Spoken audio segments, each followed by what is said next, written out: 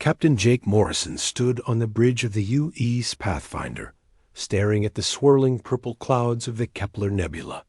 He had been exploring space for 15 years, but this place still made him feel small. The nebula stretched for millions of miles in every direction, filled with gas and dust that sparkled like diamonds in the starlight. "Captain, we're getting something strange on the sensors," said Lieutenant Amy Thompson from her station. She was young, maybe 25, with short black hair and sharp eyes that missed nothing. "There's a massive object about 2 million kilometers ahead." Jake walked over to her console and looked at the screen. The readings didn't make sense. Whatever was out there was huge, bigger than any space station he had ever seen. It was also older than anything humans had found in space before. Could it be a planet? Asked Dr. Lisa Carter, the ship's scientist. She was in her 40s with gray hair and wore thick glasses that made her look wise. She studied ancient things for a living, and Jake could see the excitement in her eyes. "No, Doctor," Amy replied, checking her instruments again. "It's artificial. Made by someone, not nature. But the metal readings are strange. I've never seen anything like this before." Chief Engineer Pete Walsh joined them at the sensor station. He was a big man with rough hands and a beard that was more gray than black. Pete had worked on ships for 30 years and knew every bolt and wire that held them together. "The energy readings are very weak," Pete said, scratching his beard.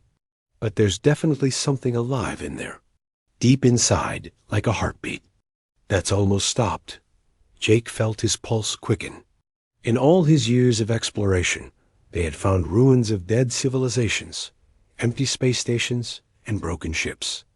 But they had never found anything that was still alive after being lost in space for so long.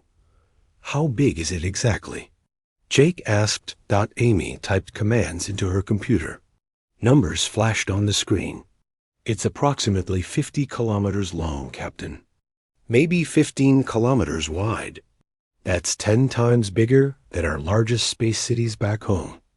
The bridge went quiet. Everyone knew what that meant. No known race in the galaxy built ships that large.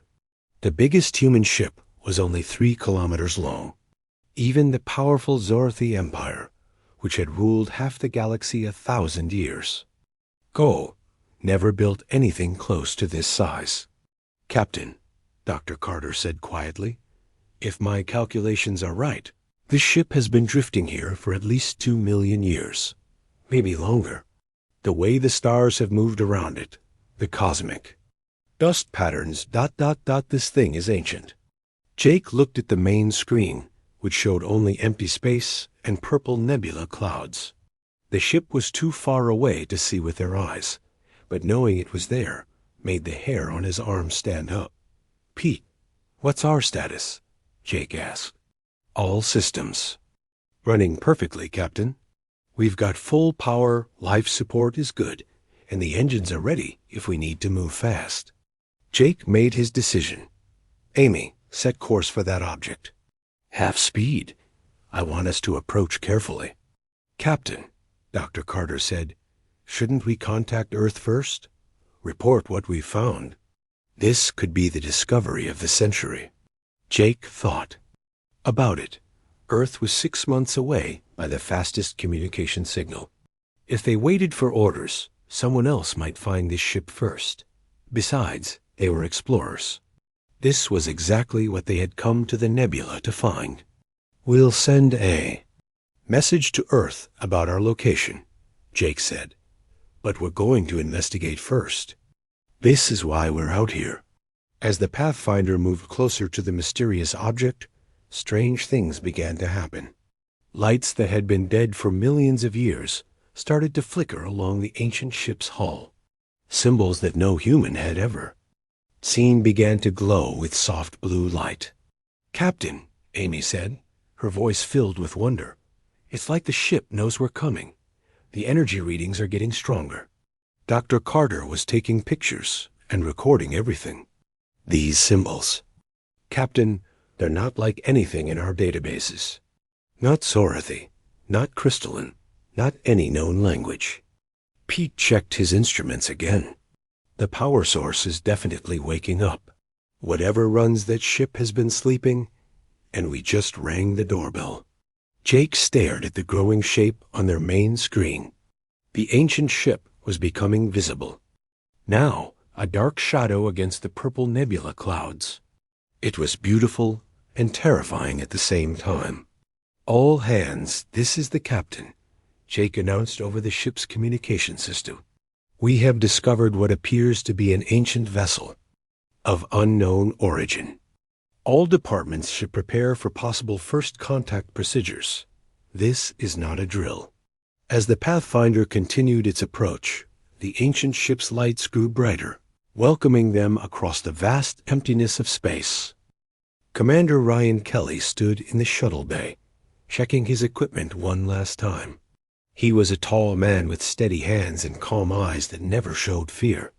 Behind him, 5 other crew members prepared for the most dangerous mission of their lives.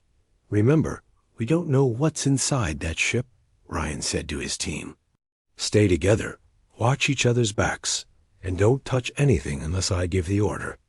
Dr. Lisa Carter adjusted her recording equipment and scientific tools. She had studied dead civilizations her whole life, but she had never walked inside one before. Her hands shook a little as she clipped her instruments to her belt. "Lieutenant." Amy Thompson checked her communication devices. "I've got a strong signal back to the Pathfinder," she reported. "If something goes wrong, Captain Morrison will know right away." Ensign Danny Cooper stood near the back of the group, trying to look brave. He was only 19 years old, the youngest person on the ship.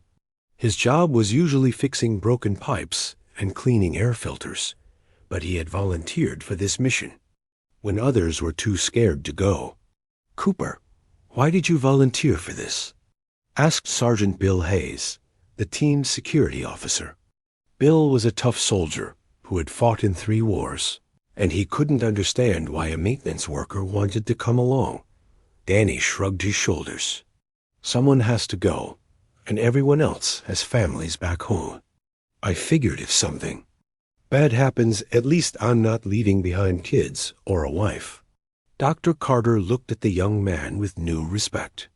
Most people his age thought they would live forever. Danny understood that someone might not come back from this mission. "All right, everyone in the shuttle," Ryan ordered. "Let's go make history." The small shuttle detached from the Pathfinder and flew toward the ancient ship. As they got closer, the massive vessel filled their windows. Up close, it was even more incredible than they had imagined. The hull was made of some kind of metal that seemed to shift colors in the light. Strange symbols covered every surface, glowing brighter as the shuttle approached. "Look at the size of that hangar bay," Amy whispered, pointing at an opening in. The ship sighed. "We could fit our entire ship in there." The shuttle passed through some kind of energy field that made their instruments go crazy for a moment. Then everything went quiet. They were inside the ancient ship. Ryan landed the shuttle on what looked like a landing platform. The hangar bay was enormous, stretching far into the darkness. Emergency lights began flickering on all around them, as if the ship was waking up after a very long sleep. "Air readings are good," Dr. Carter reported, checking her instruments. "We can breathe in here, but keep your helmets on just in case." They stepped out of the shuttle and onto the metal floor of the hangar. Their footsteps echoed in the vast space. The ceiling was so high they couldn't see it in the dim light. "This place gives me the creeps," Bill muttered, keeping his hand on his weapon. "It's beautiful," Dr. Carter said, taking pictures of everything. "Look at these symbols. They're not just decoration. I think they're some kind of language, maybe even a computer system." As they walked deeper into the hangar, more lights came on. The ship was definitely responding to their presence. Corridors opened up in front of them, leading deeper into the vessel. "Which way do we go?" Ryan asked. Amy checked her instruments. The strongest energy readings are coming from that direction, she said, pointing down a corridor that seemed to stretch forever. They started walking. The corridor was wide enough for 10 people to walk side by side. The walls were covered with more glowing symbols, and the floor felt warm under their feet. "Commander," Amy said, checking her communication. "Equipment. Something's happening to our signals. The ship is scanning us." "Scanning us how?" Ryan asked. "I don't know, but it's learning about our technology, our biology, maybe even our thoughts. It's like the ship is trying to understand who we are." Dr. Carter stopped walking and stared at the symbols on the walls. "These markings are changing," she said with excitement. "They're adapting to us. The ship is trying to communicate." Danny stepped closer to one of the walls. When he got near, the symbols glowed brighter and seemed to pulse like a heartbeat. "Cooper, step back," Ryan ordered. But it was too late. The wall Danny had touched sent out a wave of light that traveled through the entire corridor. Suddenly, they could feel something vast and ancient waking up all around them. "What did you do?" Bill demanded. "I didn't do anything," Danny said, backing away from the wall. "I just wanted to get a closer look." The ship's humming grew louder. Machinery that had been silent for millions of years began to move. The lights grew brighter, and the air began to feel electric. "We need to keep moving," Ryan said. "I have a feeling this ship wants to meet us." The voice came from everywhere at once. It wasn't spoken words, but thoughts that appeared directly in their minds. The sound was ancient and powerful, like the echo of distant thunder. "Welcome, children of the stars," the voice said. "I am the eternal wanderer, last vessel of those who came before. I have waited so long for this moment." Commander Ryan Kelly grabbed his weapon, but there was nothing to shoot at. The voice came from the walls, the floor, the air itself. Dr. Lisa Carter dropped her recording equipment and stared at the ceiling with wide eyes. "Who are you?" Ryan demanded. "What do you want?" "I am this ship," the voice replied. "I am alive, as you are alive. I have sailed through the darkness between stars for millions of your years, waiting for the right moment to wake." "Lieutenant." Amy Thompson tried to contact the Pathfinder, but her communication equipment made only static sounds. "Commander, I can't reach Captain Morrison. Something is blocking our signals." "Do not fear," the ship said, and somehow they could feel its emotions along with its words. It seemed sad and tired, but also excited. "Your ship is safe. I simply wish to speak with you without interruption." Sergeant Bill Hayes kept his weapon ready. "What do you want to talk about? And why should we trust you?" "Because," the ship said, "you are the first beings in 2 million years who might understand." The corridor around them began to change. The walls became transparent, showing them views of space outside. But these weren't normal views. They were memories, recordings from long ago. They saw other ships, other worlds, other races that had lived and died while the eternal wanderer drifted alone. "I was built by the architects," the ship explained. "They were the first race to reach the stars in this galaxy. They created me to watch over the younger races, to help them grow and learn." Dr. Carter found her voice. "The architects? I've read about them in ancient texts. They disappeared millions of years ago. No one knows what happened to them." "They did not disappear," the ship said sadly.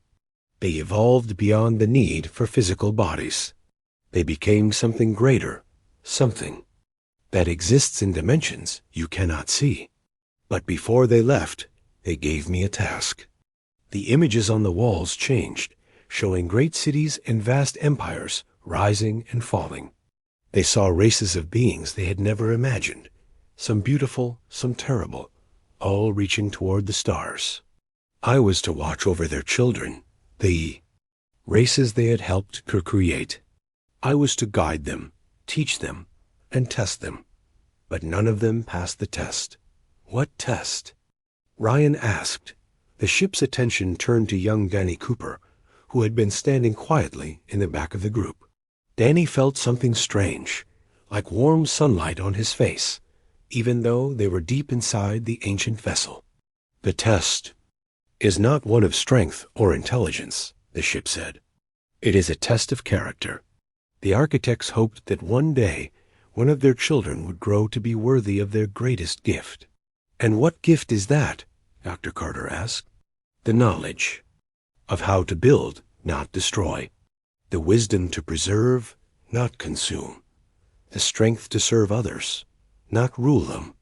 Danny stepped forward, confused by the attention he was receiving. Why are you looking at me? I'm nobody special. I just fix broken things. The ship's presence focused on him even more strongly. You volunteered for this mission, knowing you might die.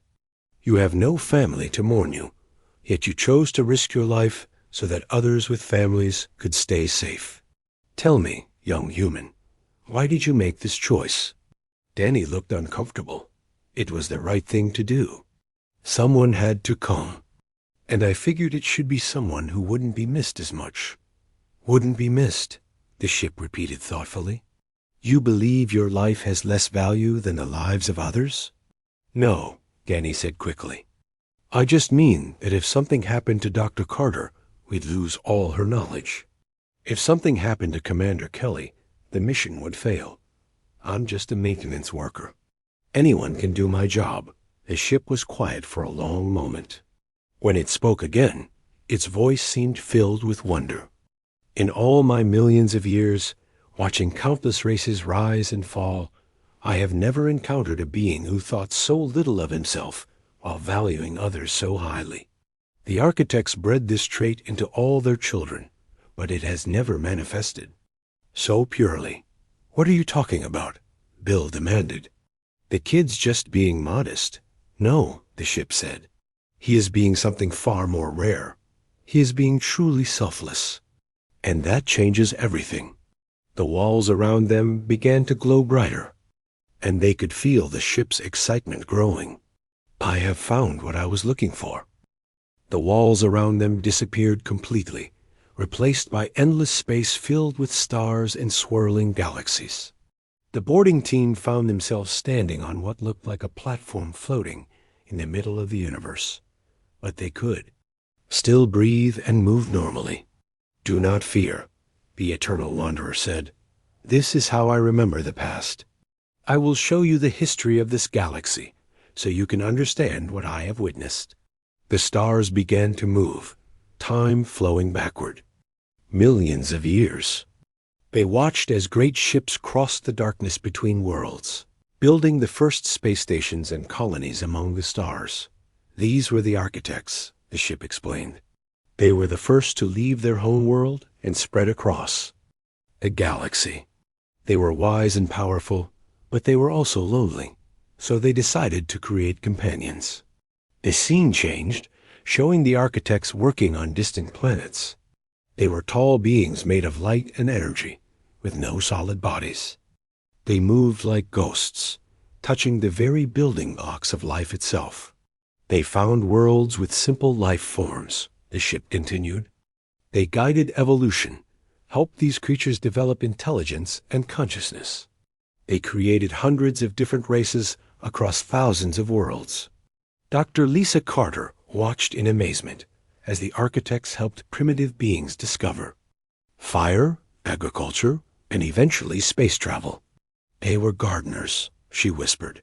They planted the seeds of civilization throughout the galaxy. Yes, the ship agreed. And I was created to watch over their garden. But the architects made one mistake. They assumed that intelligence would lead to wisdom, that power would lead to responsibility. The beautiful scenes of creation faded, replaced by images of war and destruction. They saw the Zorathi Empire, a race of proud warriors who conquered world after world. The Zorathi had been beautiful once, with golden skin and kind eyes, but power had changed them into something cruel and violent. The Zorathi ruled for 100,000 years, the ship said sadly. They had everything they could want, but it was never enough. They wanted more worlds, more slaves, more power. When they finally fell, they had turned half the galaxy into a wasteland. The images changed again, showing the crystalline collective, beings made of living crystal who could share thoughts and memories. They had created wonders beyond imagination, cities that floated in space and machines that could reshape matter itself. The crystalline collective was peaceful, the ship explained, but they made a different mistake. They became so focused on perfection that they forgot about compassion. They saw other races as flawed and inferior. They tried to convert everyone else into crystal beings like themselves. Danny watched as the crystal beings transformed entire populations, turning living creatures into cold, emotionless copies of themselves. What happened to them?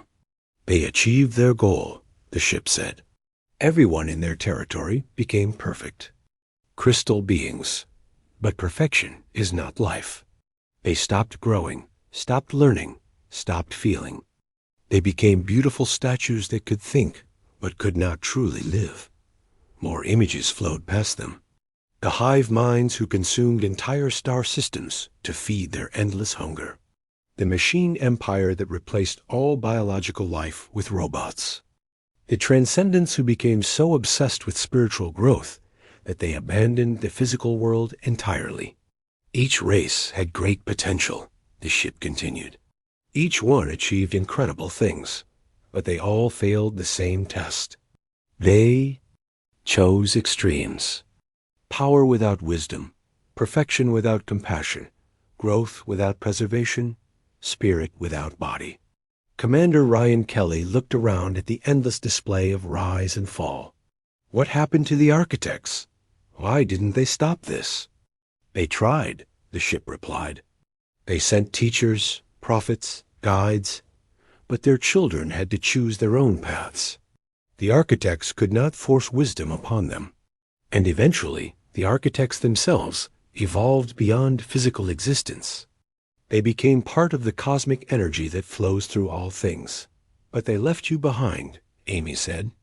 They left me with a purpose, the ship corrected. I was to continue watching, continue testing, continue hoping that one day one of their children would achieve the balance they dreamed of. The images faded, and they found themselves back in the ship's corridor. But now the walls showed different. Scenes. They saw humans leaving Earth, building colonies, exploring the galaxy. They saw wars and peace, mistakes and learning, failure and triumph. Humans are young, the ship observed. You have existed for only a few thousand years as a spacefaring race, but you show promise. You fight, but you also forgive. You compete, but you also cooperate. You are individuals, but you sacrifice for the group. The ship's attention focused on Danny again. And some of you understand that true strength comes from serving others, not ruling them. Danny felt uncomfortable with all the attention. I still don't understand why you're so interested in me. I haven't done anything special. That, the ship said, is exactly why you are special. The corridor around them began to change again. The walls moved like liquid metal, forming new shapes and passages. Danny felt a strange pulling sensation, as if invisible hands were gently guiding him away from the others. What's happening? Commander Ryan Kelly demanded, reaching for his weapon. The test must be completed, the Eternal Wanderer replied. For too long I have waited. For too long I have hoped. Now I must know the truth. A wall of light appeared between Danny and the rest of the team. Ryan tried to push through it, but it was like trying to walk through solid rock. Let him go. Ryan shouted. He's just a kid. I am not harming him, the ship said calmly. I am simply ensuring that his choices are his own, not influenced by his desire to please his superior officers. Danny found himself alone in a small circular room. The walls were covered with symbols that pulsed with soft blue light. In the center of the room stood a pedestal with a crystal sphere resting on top. "Danny Cooper," the ship's voice said, speaking only to him now. "You have seen the history of this galaxy. You have witnessed the rise and fall of civilizations that were far more advanced than humanity. Do you understand what you have seen?" Danny nodded slowly. "They all had great power, but they used it wrong. They became too focused on one thing and forgot about everything else." "Correct. And now I must ask you to make a choice. But first, you must understand what that choice means."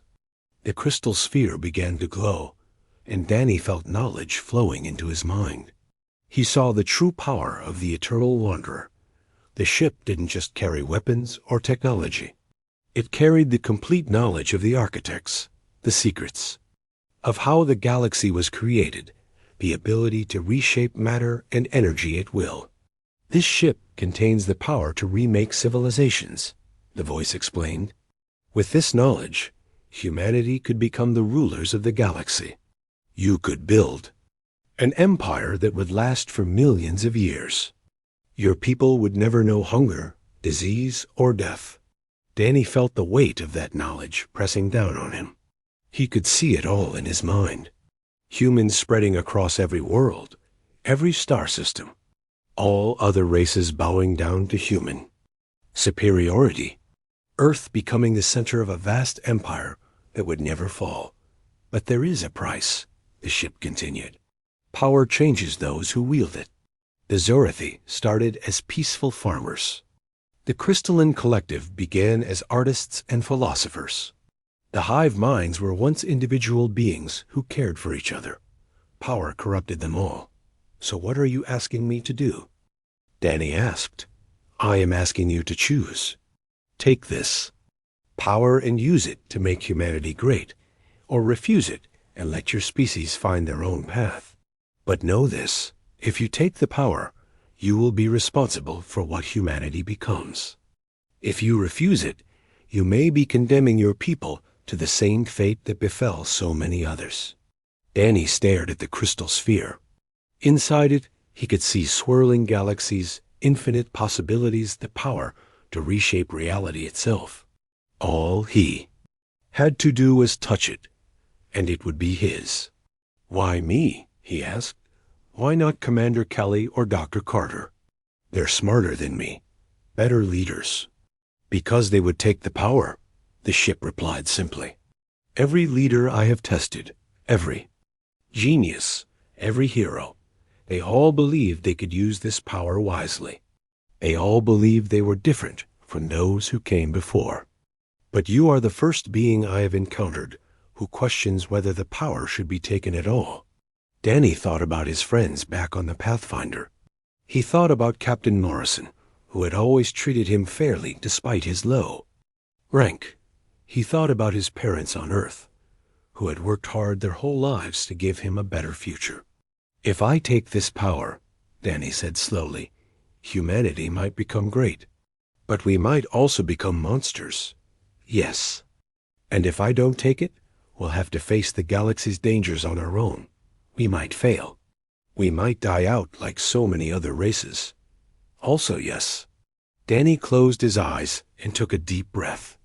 When he opened them again, his decision was clear.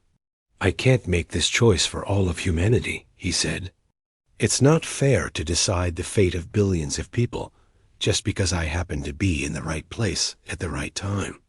So what do you choose?" Danny looked at the crystal sphere one more time, then stepped away from it. "I choose to go home and let humanity find its own way. We'll make mistakes, probably terrible ones. But they'll be our mistakes to make and learn from." The ship was quiet for a long moment. Then, to Danny's surprise, it began to laugh. The ship's laughter filled the small room, a sound like music from distant stars. Danny had never heard anything so beautiful or so sad at the same time. The walls around him began to glow brighter, and he felt the entire massive vessel trembling with emotion. "Perfect," the Eternal Wanderer said. "Absolutely perfect." "What's perfect?" Danny asked, confused. I just refused the greatest gift in the galaxy. How is that perfect? Because, the ship replied, in 2 million years of testing, you are the first being to understand that some choices are too big for one person to make. You are the first to put the freedom of your people above their power. The wall of light that had separated Danny from his team disappeared. Commander Ryan Kelly rushed forward, followed by Dr. Carter and the others. They all looked worried and angry. Are you hurt? Ryan demanded, checking Danny for injuries. I'm fine, Danny said. But something's happening. The ship is acting strange. The entire vessel around them began to move. Not moving through space, but changing itself. The corridors grew wider, the lights became warmer, and the air itself seemed to hum with new energy. They could feel the ship's joy flowing through every surface. What did you do in there? Dr. Carter asked. Before Danny could answer, the ship's voice spoke to all of them. He passed the test. After millions of years of waiting, watching, and hoping, I have finally found what the architects hoped their children would become. What test? Ryan asked. What are you talking about? The ship showed them images of Danny in the crystal room, his conversation with the voice, his choice to refuse the power. The team watched in amazement as they realized what their youngest member had been offered. You turned down the power to rule the galaxy? Lieutenant Amy Thompson asked in disbelief. Danny shrugged. It wasn't mine to take. How could I make that choice for everyone on Earth? Everyone in human space? That's not right. Sergeant Bill Hayes stared at the young man with new respect. Kid, do you realize what you just did?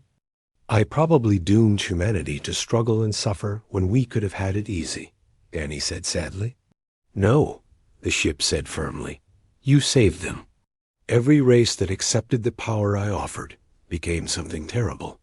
They lost their souls in pursuit of perfection. But you, Danny Cooper, you chose to preserve your people's right to choose their own path. The ship's presence focused on all of them now, but Danny could still feel its special attention on him. You have shown me something I thought was impossible. True wisdom in one so young. True strength in one who sees himself as weak. True leadership in one who refuses to lead. I don't understand, Danny said. Then let me show you, the ship replied. Massive vessel began to change position. For the first time in millions of years, the Eternal Wanderer moved under its own power. But instead of flying away or attacking, it did something that shocked everyone who witnessed it. The ship bowed. Enormous hull, 50 kilometers long and older than most star systems, tilted forward in a gesture of respect. The movement was slow and deliberate, unmistakably a bow of honor. What are you doing? Ryan asked in amazement. I am showing the proper respect to the first true heir of the architects, the ship said. Danny Cooper has proven himself worthy of something no other being in the galaxy has achieved. He has earned the right to guide the Eternal Wanderer. Guide you where? Danny asked, frightened by the responsibility. Wherever you believe I should go, the ship replied. The architects created me to serve those who prove themselves worthy. You have shown wisdom, humility, and selflessness. You understand that power should serve others, not rule them. You are what they hoped their children would become. Danny felt overwhelmed. But I'm just a maintenance worker. I don't know how to guide a ship like you. I don't know anything about ruling or leading. That is exactly why you are qualified, the ship said gently. A true leader does not seek power. A true leader serves others. A true leader knows when to say no, even to himself.